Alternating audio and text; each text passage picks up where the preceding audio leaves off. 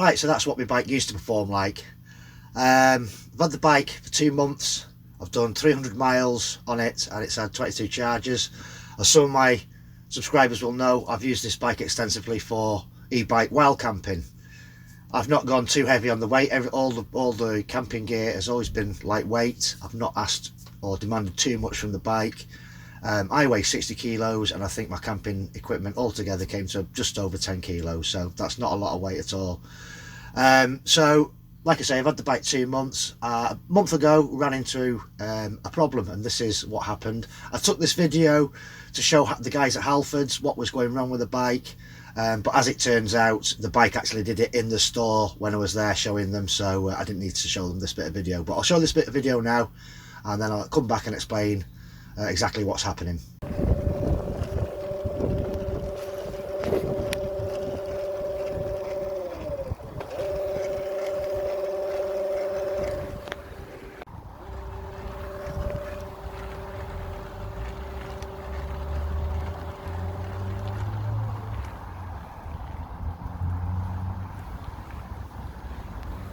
That was going all right again. So what was basically happening was, when I was pedaling, it didn't matter what mode I was in. There's 4 modes on this bike. There's an eco mode, a tour mode, a sport mode and a turbo mode. It didn't matter which mode I was in, there was a complete lack of power. On this bike, when you're going downhill, you get a little bit of resistance from the motor.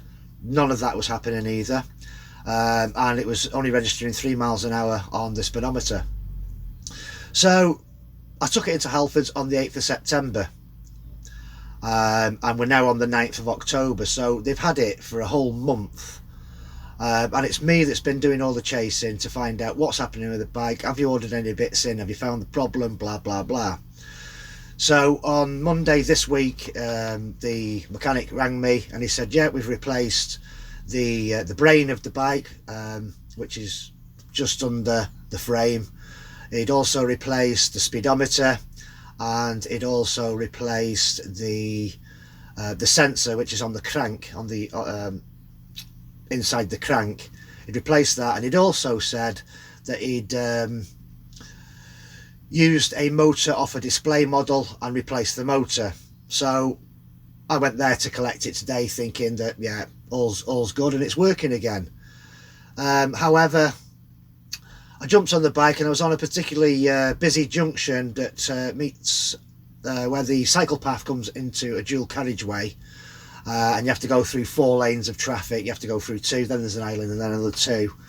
I was in turbo mode, and in turbo mode, as soon as you start pedaling, boom, the power's there. There was nothing. I nearly killed myself. So I turned back. I was only about 5 minutes away from Halfords at this time, so I turned around, straight back into Halfords. I'm not happy with it. Even though you replaced all these parts, it's dangerous. The way the bike is it's just dangerous. So he's basically said, leave it with me, we'll get you a new bike ordered, but we'll have to swap over all the handlebars and the saddle onto the new bike, which is understandable because I've had to cut the grips to fit my accessories on. So we'll see what happens. Not a happy chappy. Like I say, I've done all the running around. I've run Halfords. When you're in Halfords, you don't actually get through to the store. You get through to a call centre and then they ring you back. And when he rang me on Monday, I said, listen mate, you're taking the proverbial now, because you've had it a month, and you know, as far as what you're telling me is you've only just started working on it. He said, oh yeah, but all these things take time.